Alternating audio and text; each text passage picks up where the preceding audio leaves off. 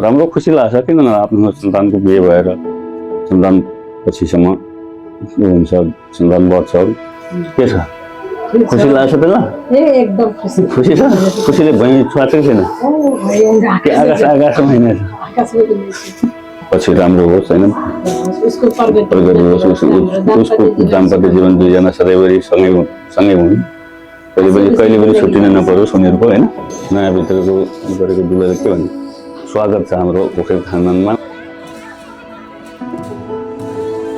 हाम्रो रिलेसन भनेको around 3.5 year जति भयो।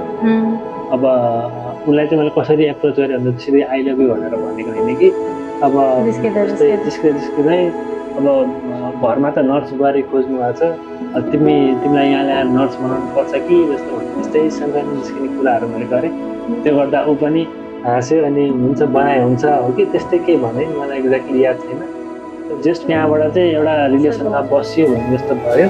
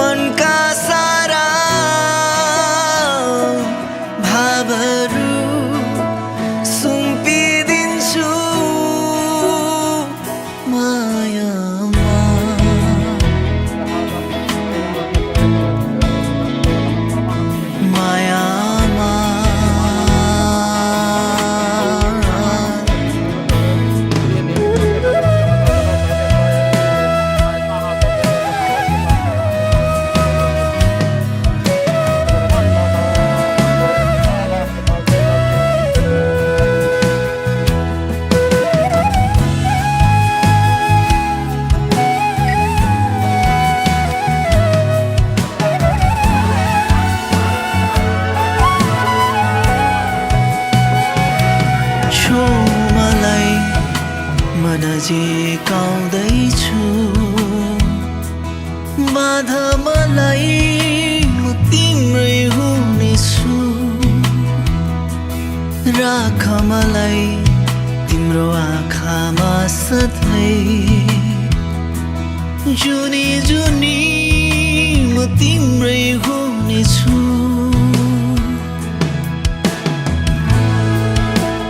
भेटिनु र छुटिनु तिमीमा नै सबै त्यो मनका सारा भावहरू सुम्पिदिन्छु माया।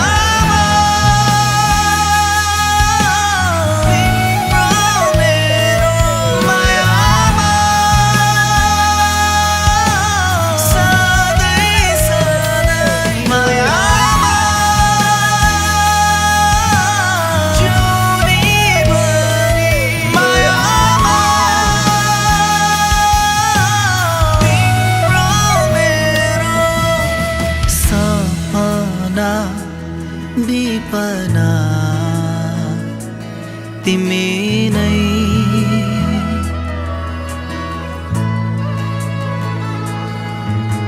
सम्झना बिर्सना तिमी नै।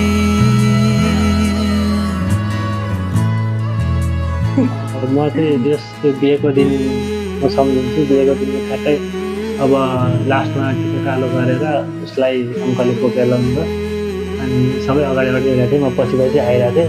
अनि ठ्याक्कै झ्याप्प उसको मम्मी मेरो यो हात समात्नु भयो अनि बिचरा रुँदै अनि भन्नुभयो छोरीलाई राम्ररी हेरिदिनु होला भनेर। उताबाट बहिनी पनि आइन्, उता यो हात समातिन्, दिललाई राम्ररी हेर्नु होला भनेर। त्यति बेला मलाई जस्ट अलिकति इमोसनल पनि भएको थिएँ म। ऊ रुँदैन भनेर भनेको थियो रुँदैन भन्दा भन्दै पनि अब सबै रोएको देखेर पछि ऊ रुन पुग्यो। आज तिम्रो मायामा पक्लिरहन्छु म, आजभरि रहोस् तिम्रो मेरो सम्बन्ध। नशा नशामा बग्छ तिम्रो माया जुनीभरि।